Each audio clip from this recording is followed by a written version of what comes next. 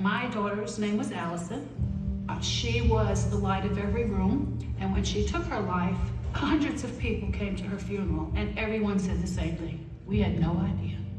She was the happiest, she was the most helpful, she was the light of the room, she helped everyone, everywhere. Would give you the shirt off her back, but she never felt like she was good enough. I was completely numb. They've had to tell me what occurred at the funeral, who was here. I mean, it's a blackout situation, and that's self-preservation, that's self-care. In 2020, we were all shut down in COVID, and that's when I learned to articulate. My daughter died by suicide.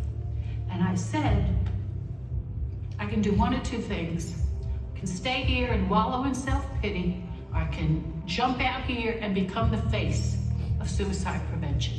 So Kathy and I came to AFSB almost about the same time. I had just started working as the area director with our chapter and attended my very first Out of the Darkness walk I've ever been to. And this team came, and it was just purple shirt after purple shirt after purple shirt with the saying, "When pigs fly on," and I knew I had to know more about them.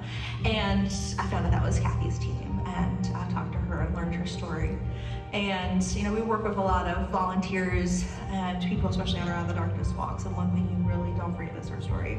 So the mission of the American Foundation for Suicide Prevention is to save lives and bring hope to those that are affected by suicide. And we have such amazing volunteers and lots of people doing this work out in the state.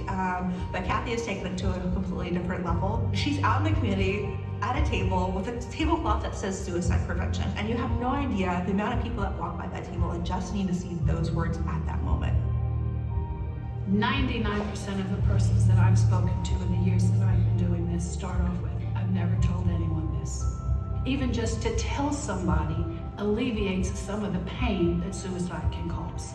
Until we can talk about it as a community as a whole, about mental health, about suicide, we have to talk about these things or they're going to continue. Those statistics are going to keep climbing and climbing and climbing. You can't keep sweeping it under the carpet. But I absolutely love doing outreach. I love talking to the people in the community, and I don't mind being the face of suicide prevention.